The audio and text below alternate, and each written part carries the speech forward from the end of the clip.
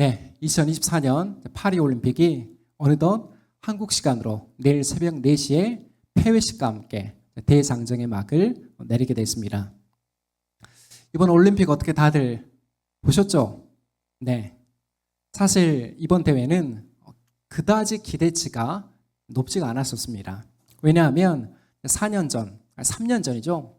지난 도쿄올림픽에서 예상보다 우리 대표팀 선수들이 저조한 성적을 거뒀기 때문에 그때 금메달 6개 정도 저희가 땄던 걸로 기억하는데, 그래서 그 성적 때문에 이번에는 금메달 5개, 종합순위 15위가 이번 파리올림픽의 목표였습니다. 그런데 막상 뚜껑을 열어보니까 결과가 어땠죠? 우리 선수들이 모두의 예상을 깨고 대반전의 드라마를 국민들 앞에 그리고 온 세계 앞에 보여줬습니다. 자, 오늘 오전 시간을 기준으로 집계가 지금 어떻게 되고 있습니까? 금메달 13개, 은메달 8개, 동메달 9개, 총 30개의 메달로 종합순위 7위를 기록을 하고 있는 것이죠. 저는 가장 인상 깊게 봤던 종목이 여자 태권도 김유진 선수의 경기였습니다. 알고 계시나요? 김유진 선수가 이제 다른 태권도 그 대표팀 선수와는 달리 정말 힘겹게, 정말 어렵게 이번 올림픽 무대를 밟았습니다. 다름 아니라 세계 선수권 대회를 준비하면서 이제 무릎 부상 때문에 1년 동안 재활에만 몰두하다가 마지막에 올림픽 본선 티켓이 이제 왔다 갔다 하는 그 마지막에 기적적으로 본선 티켓을 확보하게 됐기 때문입니다. 결국 이런 인고의 시간이 빛을 발한 걸까요? 세계 랭킹 24위로 본선에 올랐던 김유진 선수는 보셨죠? 세계 랭킹 1위, 2위, 4위, 5위를 모두 다 격파하고 끝내 금메달을 목에 거는 대반전의 드라마에 마침표를 찍었습니다. 그녀는 한 인터뷰에서 우승의 비결에 대해서 이렇게 밝혔습니다. 한때는 이렇게까지 해야 하나 싶을 정도로 힘들었다. 매일 발차기 연습만 횟수로 10,000번 정도 했다. 정말 그만두고 싶을 정도로 지옥길을 가는 것처럼 훈련했다. 그러나 지금 돌아보면 결국 그 모든 훈련들이 모든 경기를 승리로 이끈 것 같다. 어떻습니까? 보이지 않는 자리에서,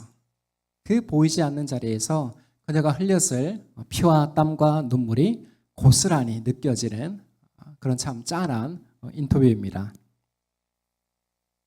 오늘 우리가 읽은 이 성경은 사도 바울이 고린도 교회에 보내는 첫 번째 편지입니다. 참고로 이 당시 고린도는 그 올림픽이 열렸던 아테네 인근에, 아테네 근처에 이제 위치해 있었는데요. 또한 고린도에서도 올림픽 다음으로 큰 이스미아라는 그러한 대회가 2년마다 열리고 있었습니다. 따라서 고린도 교회 성도들은 그러한 대회의 특성과 실제 경기의 모습들을 타 도시 사람들보다는 더 잘 알고 있었겠죠. 그렇다면 바울이 오늘 본문에서 이제 스포츠 경기를 비유로 들고 있는데 그 이유가 뭘까요? 아마도 그런 스포츠 문화에 익숙했던 고린도 교회에게 우리의 삶, 곧 그리스도인의 여정도 매우 치열하다는 것을 교훈하기 위함입니다.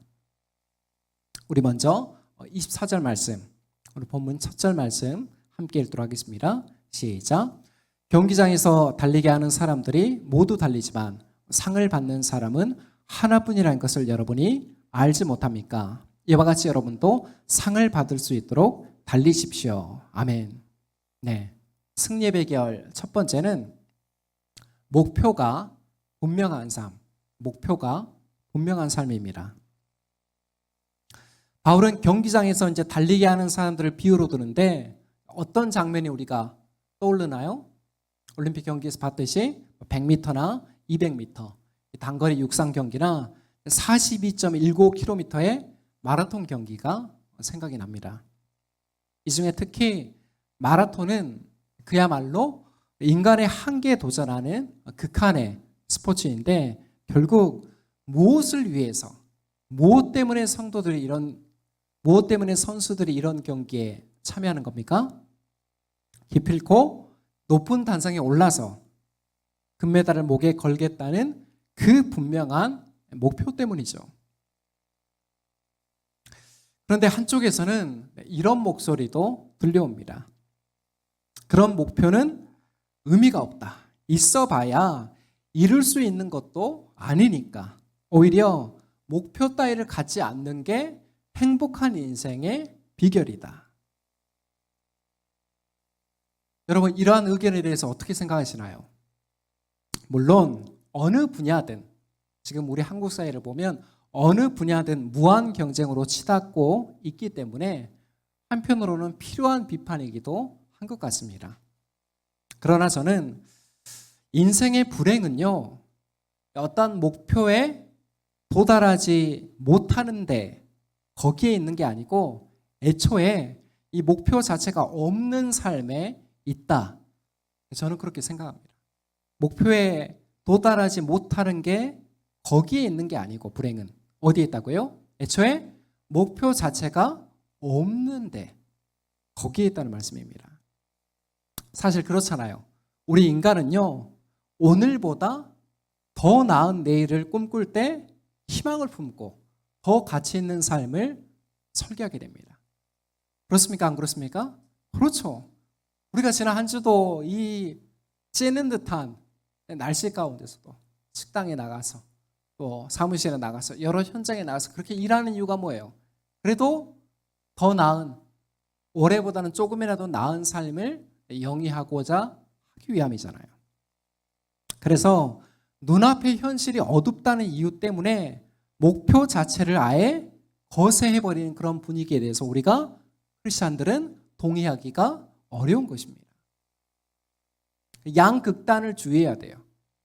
모든 걸 다 희생하고 목표 중심적으로 살아야 된다. 이것도 극단이고, 그래봤자 거기에 다다르지 못하니까 목표 자체는 의미가 없다. 이 양극단도 우리가 다 주의해야 된다는 말씀입니다. 자, 그렇다면 이제 한 걸음 더 들어가서 우리네 교회의 분위기는 지금 어떠할까요?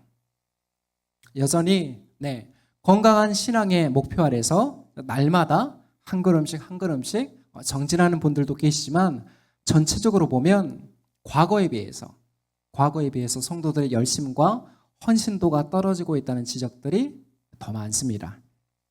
우리 스스로만 돌아봐도 어떻습니까? 작년 연말에 우리가 새 기도카드를 작성했잖아요. 송구영신 예배 때. 그 기도카드를 작성하면서 신앙 그 목표란에 여러 가지 내용들을 채워 넣었던 거 기억나시나요? 네. 하나님, 올해는 꼭 성경 일독을 완수하겠습니다. 올해는 하루 30분이라도 기도의 자리를 지키겠습니다. 올해는 제게 주신 직분을 더 기쁨으로 더 충성되게 감당하겠습니다. 올해는 가정에서 화를 덜 내고 온유한 성품으로 자녀들을 대하겠습니다. 올해는 직장에서 선한 영향력을 끼칠 수 있도록 더 전문성을 쌓고 섬기는 리더십으로 나서겠습니다. 제가 기도 제목들을 정리해 보니까 이런 내용들을 적어서 성도님들이 내셨던 것으로 기억을 합니다. 그런데 어떻습니까? 벌써 한 해의 절반이 지난 시점에서 우리가 돌아보면 우리는 얼만큼 좀 전에 말씀드린 대로 내가 세운 그 영적인 목표에 부합한 삶을 살아가고 있습니까? 저만 해도 달성한 목표보다 그렇지 못한 목표가 더 많지만 그래도 괜찮아요. 왜냐하면 매 주일마다 하나님께서 우리 안에 있는 그 부채감, 교회 안에 나올 때 그런 부채감이 있어요, 없어요?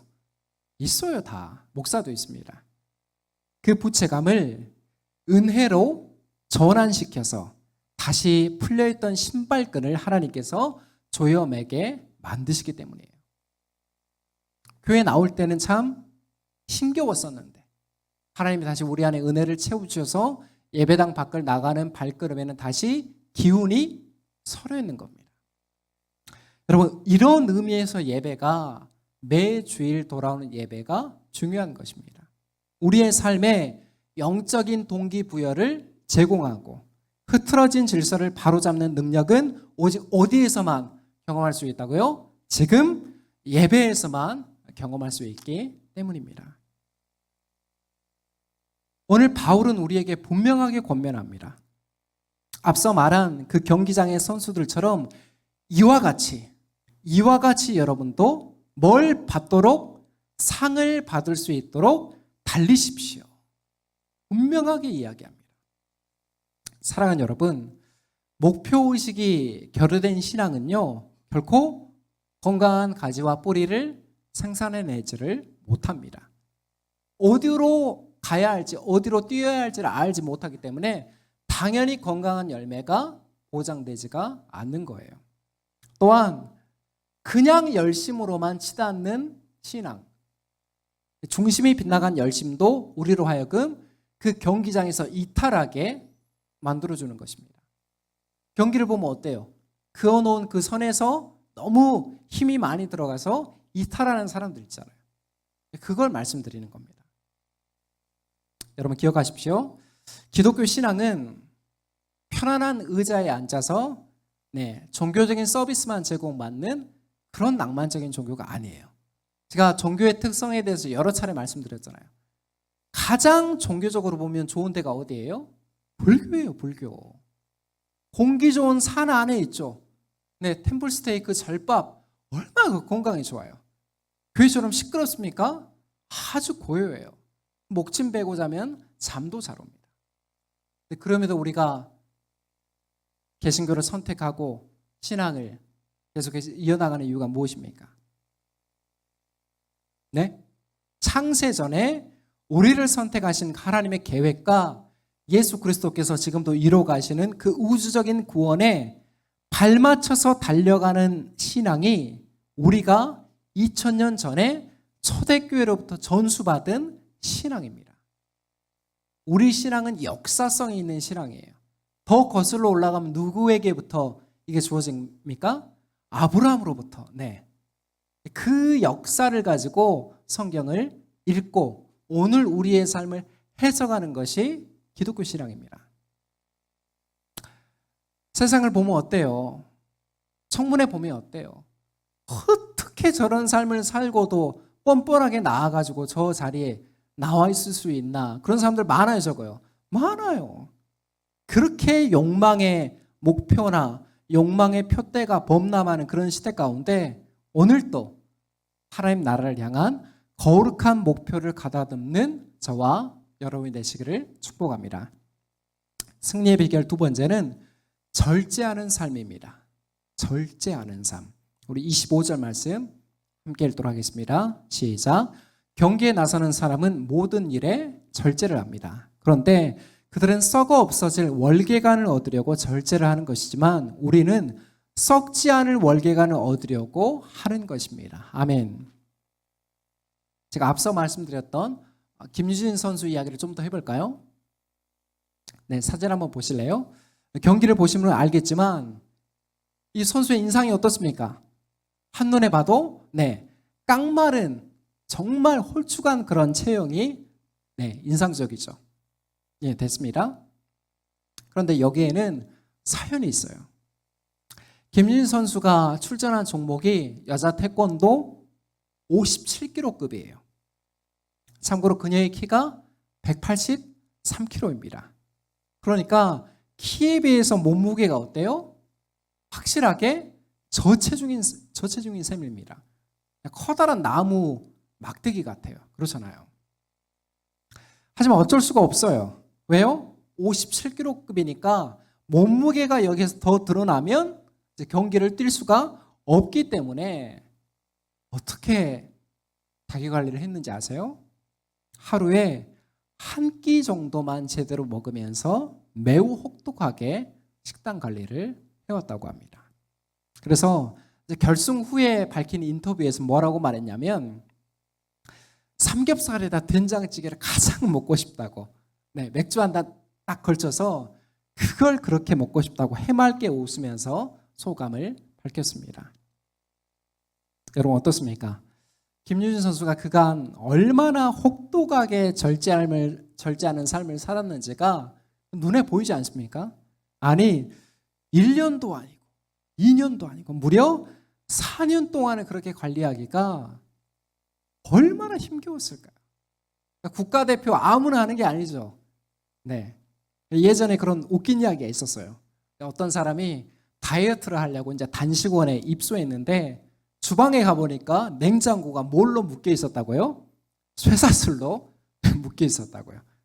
하도 사람들이 처음에는 이제 비장한 마음을 가지고 내가 한 달 동안 5kg를 감량하겠다. 이제 10kg를 빼겠다. 그렇게 비장한 마음으로 입소를 하는데 저녁이 되면 어떻습니까? 예전에 먹었던 그 막 야식 생각 막 치킨이 막 눈앞에 날아다니고 막 피자가 날아다니고 그래서 밤마다 그 냉장고를 주방에 있는 걸 털어가니까 최후의 방법으로 냉장고를 쇠사슬에 그 자물쇠에 다 채우는 겁니다. 자, 그렇다면 우리에게 절제하는 삶이 왜 그토록 힘이 드는 걸까요? 간단해요. 우리 인간의 본성이 욕망으로 가득 차 있는 그런 존재이기 때문입니다. 동의하시나요?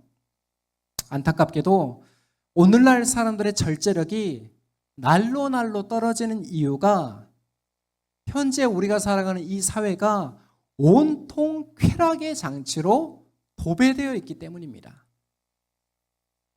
지금 현대인들에게 가장 치명적인 질환이 뭔지 아세요?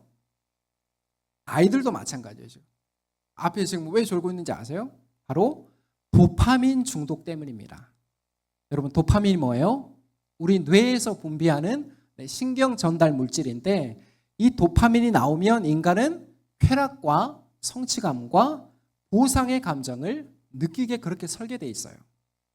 예를 들어 손쉽게 스타벅스 커피 한 잔을 마시거나 유튜브를 보거나 인터넷으로 쇼핑을 즐길 때 우리 뇌는 도파민을 분비해야 됩니다.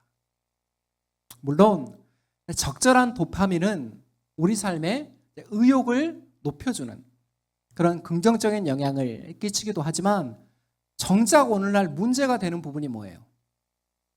너무 과도한 도파민에 사람들이 쩔어 있어서 오히려 불안과 우울감과 강박과 무기력증과 기억력 감퇴 등의 부작용이 큰 사회적 문제가 되고 있습니다. 저도 그 유튜브에 보면 그 유튜브 쇼츠라고 하죠. 한 1분 미만의 그 영상. 그냥 이렇게 의식의 흐름에 따라 넘겨서 보다 보면 금방 30분이 가고 1시간이 가요. 왜요? 그 1분 영상을 넘기면 우리 뇌는 다시 리셋되는 거예요. 새로운 정신으로 되는 거예요. 그러니까 계속 그 영상을 봐도 전혀 지루하다는 느낌을 하나도 받지를 못하는 겁니다. 그래서 최근에 이 도파민 중독과 관련된 책들이, 강의들이 많이 나오고 있는데요. 오늘 바울이 말하는 게 뭐냐면 우리 그리스도인의 절제는 그런 수준을, 그런 세상에서 말하는 수준을 넘어서야 된다고 힘주어 강조하고 있는 것입니다. 그 이유가 뭐예요? 25절 하반절에 나옵니다. 하나님을 믿지 않는 사람들은 썩어 없어질 월계관, 곧 세상의 성취와 성공을 얻으려고 그것을 거머쥐려고 절제하지만 우리 그리스도인의 절제는 무엇을 위함이라고요? 썩지 않을 월계관, 곧 하나님 나라의 영광과 그 나라에서 받을 상을 위함입니다. 아멘이세요? 이 목표의식이 분명해야 된다고 말씀을 드렸습니다. 자, 요즘에 이를 상징적으로 보여주는 사건이 뭐예요? 그 파리올림픽에서 수여한 금메달 있잖아요. 그 금메달이 일주일도 채 되지 않았는데 색이 바래버렸다고 하네요. 변색되었다고 그 사진이 SNS에 계속 올라오고 있습니다. 그래서 오늘 아침에 기사를 보니까 변색된 금메달은 다시 바꿔준다라고 그렇게 얘기를 하네요. 이처럼 바울이 권면하는 절제의 영역은 육체적인 삶을 넘어선 어디에 초점을 맞추고 있는 거예요? 영적인 삶에 초점을 맞추고 있는 것입니다. 사랑하는 여러분, 우리 주위를 한번 둘러보십시오. 인류 문명이 발전할수록 세상살이는 갈수록 편해집니다. 편해져요. 로봇 청소기가 나오고, 식기세척기가 나오고, 건조기가 나와서 주부들이 노동에서 지금 상당 부분 해방됐습니다. 하지만 그것이 동시에 우리 영적인 의미로는 영적인 진보를 가로막는 장애물이 된다는 사실을 우리가 늘 잊지 말고 경계해야 되는 것입니다. 그리고 이 훈련은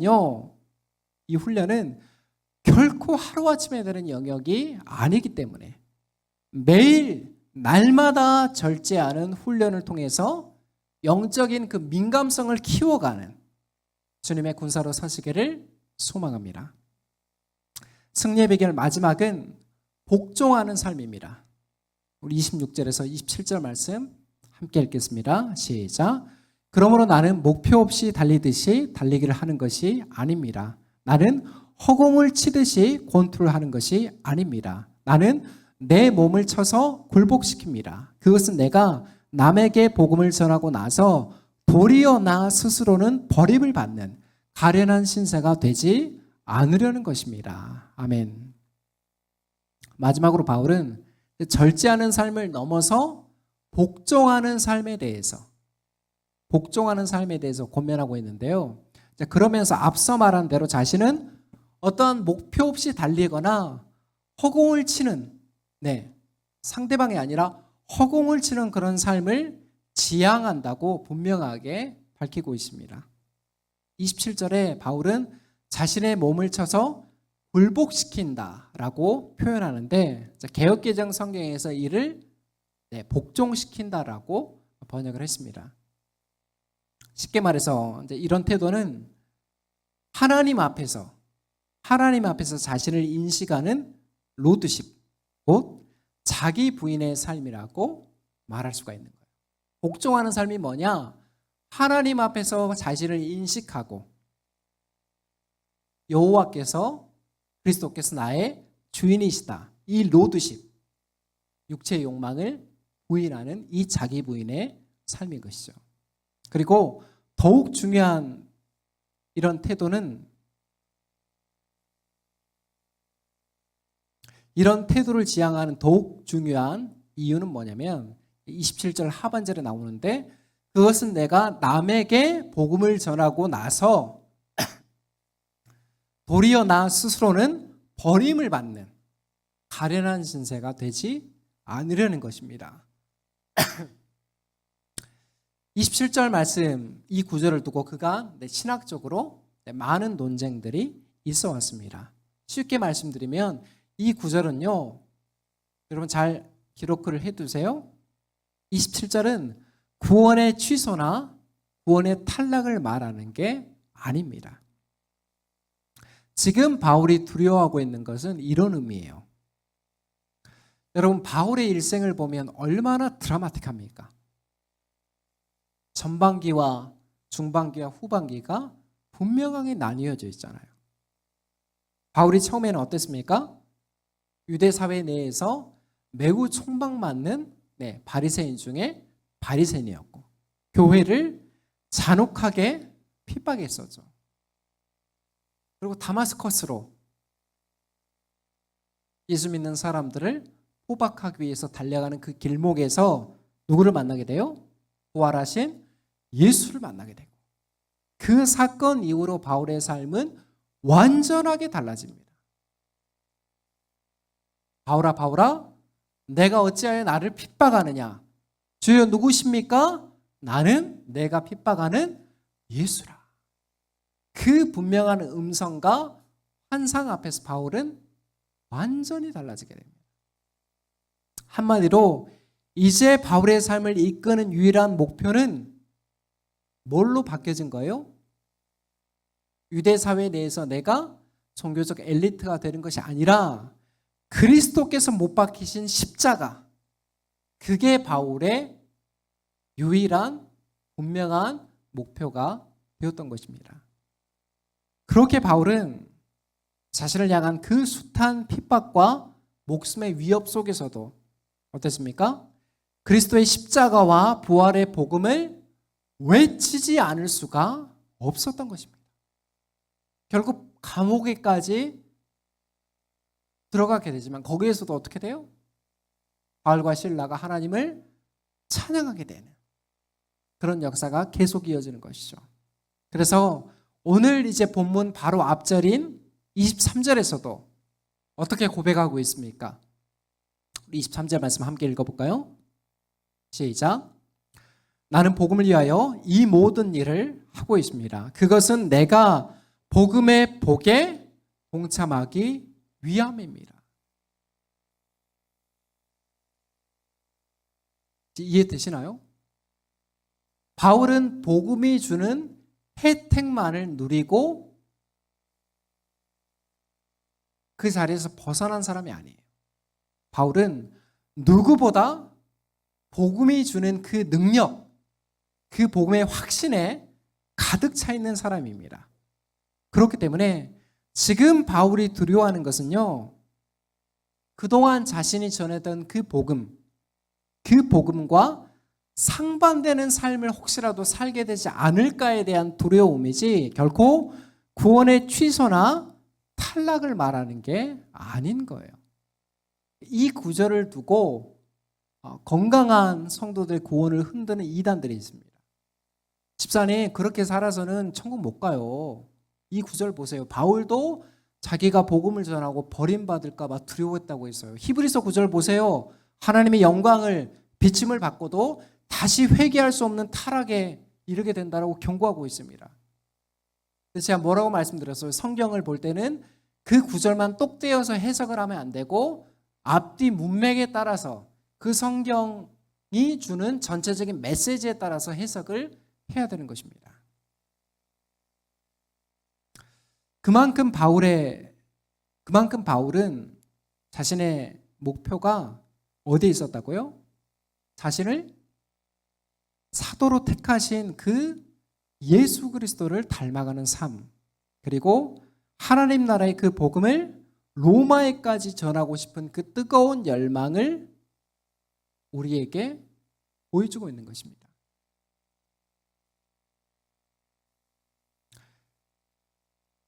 그렇게 치열하게 훗날 로마에서 목이 잘려서 순교의 자리까지 이르게 되는 바울의 여정을 우리가 찬양으로 표현하면 이렇게 부를 수 있지 않을까요? 선한 싸움 다 싸우고 의의 면류관